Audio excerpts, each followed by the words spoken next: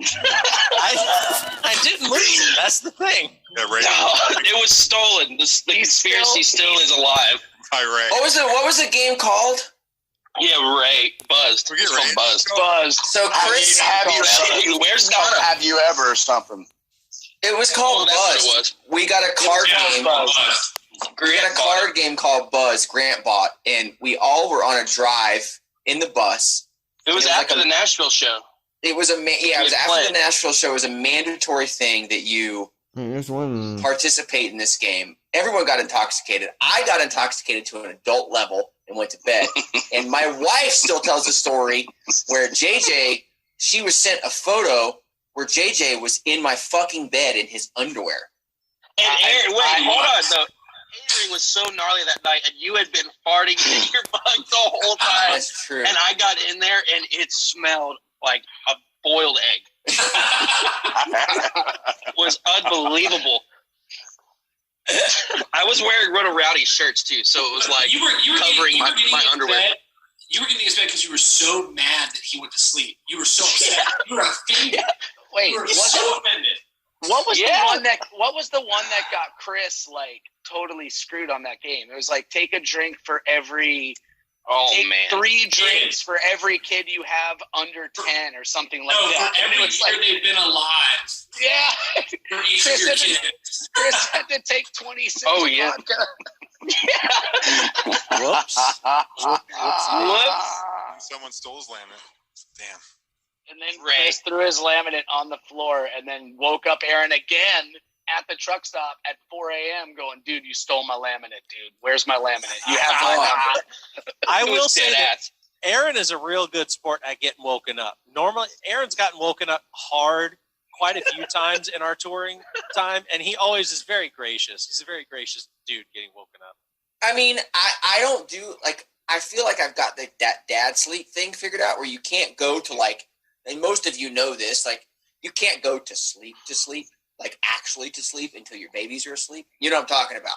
Like, you can, like, close your eyes for a little bit, but, like, until I fall asleep on the couch with my kids up. I don't know. See, my thing is until all these motherfuckers are in bed and I feel the light, I can feel it.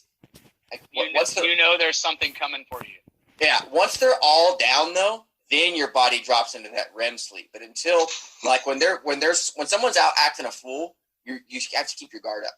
Yeah, and also it's not as much now, but I would say like 2010 to like 2011 time, if I was in bed and I heard loud rap music in either of the lounges, I knew that Tim was going to end up in my bunk within 30 minutes. I couldn't go to sleep, and I'm thankful that doesn't happen anymore. That phase is gone. Yeah, I don't know that phase is gone. I still feel it's gone way down. It's gone way down. I've suppressed it. I still blast Denzel Curry. The new one's fire, by the way.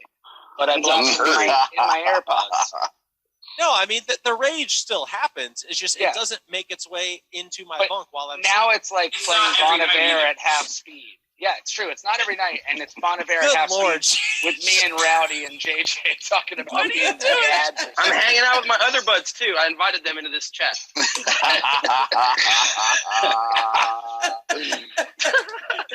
Those two are that is my all-time favorite. That and the toe thumbs. The toe thumb is my favorite. Chris is right about anytime you hear music bumping coming on, either you better get your ass out of bed or someone's about to get your ass out of bed. And that's usually me or JJ or whoever other innocent bystander tech at the time is on the bus and they don't understand what they've got themselves into. So, it's either JJ showing up in my bed going, all right, Routes, I'm going to put you to bed. And he climbs in my bunk and turns my light off while I'm FaceTiming my wife and children. Or it's Tim getting on the floor and be like, Routes, what are you doing? Asking every question he can just to get in. Finally, I'll just give in and get out of bed. And what turned into a maybe 1 o'clock evening turned into a 4 a.m. evening. Written a few songs about it, of course. Let's see here. Mine will have to be honest with you, and this brings in a whole nother spectrum. My all-time favorite story is being on tour with Bring Me the Horizon. And me and Tim and JJ, we spent some time together at the end, but that whole tour, JJ didn't get to come out for a lot of that. That tour was me and Tim every night, crushing cigs, absolutely living the absolute every night.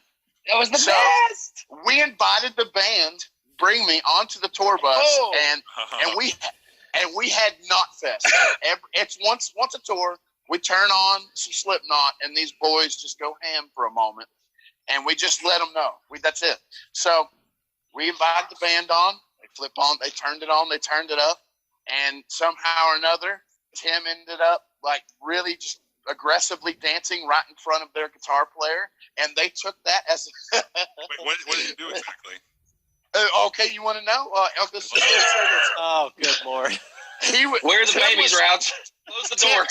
Tim was asserting. Let's just be primal about it. Tim was asserting his stage right guitarist, like his primal nature. He was just asserting his dominance. I mean, what do you do? His male dominance directly in his face. His dominance. His face with his lower torso. What's the big deal? So, what happened? You face fucked him, dude. Tim face fucked guitar player for Bring Me the Horizon. And afterwards, now the act was one thing. It's afterwards. They literally, Bring Me's band was on that guitar player's ass going, go tell him. Show him who's boss. You don't let, man. He was stepping to you. You better step out. They took it as if Tim wanted to fight. And me and Tim spent the next 2.5 hours out in the parking lot holding this dude's shoulder going, dude, we didn't mean anything by it. Don't kick us off the tour. Don't kick us off the tour. And the tour manager came over. Their production manager came over. And we're all just like, oh, dude, we didn't mean anything by it. And they were standing at the door of their bus looking out at us, laughing. And we didn't know if it was a joke, but he came out 5 different times going, yo, mate, I don't appreciate that. I feel like it was disrespectful. Yeah, that was a great night. I literally thought they were joking until the next day when Spee woke up because he went to bed. He's like, dude, Ollie and everyone's texting me like middle of the night. What happened last night? I'm like, dude, I literally played Duality really close to Lee's face last night. That's all I did. That's my favorite nights involve Duality and Aaron and Tim. And Chris has a mask on that comes from somewhere. It's the best. I gotta bring my mask back out. I don't. And now we can't even tour with them. How much does it make you miss tour already? Damn. Oh God! Already? What do you mean, boys? It's been forever since all this. Let's fucking go! I'm ready. If you told me, we could just go. I would go right now. Boys. Let's go, boys. Let's go. Picturing being outside of the bus with Rowdy while he's smoking cigs and drinking. It's with the best. With his cup up on by the mirror. It's the only always time. Gets knocked off once a week. full of shit and just goes everywhere. And I go get another one. I just like to stick my hand between the 5 bottles and just jingle. Just pass the protein bars and the Quest bars and then get the whiskey, you know. And another one. I miss the pretzel bites. Pretzel bites with peanut butter, man. Ooh. And tour sandwiches, just no bun, nothing ever. Just mustard on a plate and you just dunk it in there. Dunk it in. Shit like that. Dude, those pretzel things are insane. They are. Your farts get gnarly too if you eat enough of them. JJ, when was the last time you had some chicken soda? Chicken soda, like 3.5 weeks. And I threw up for sure.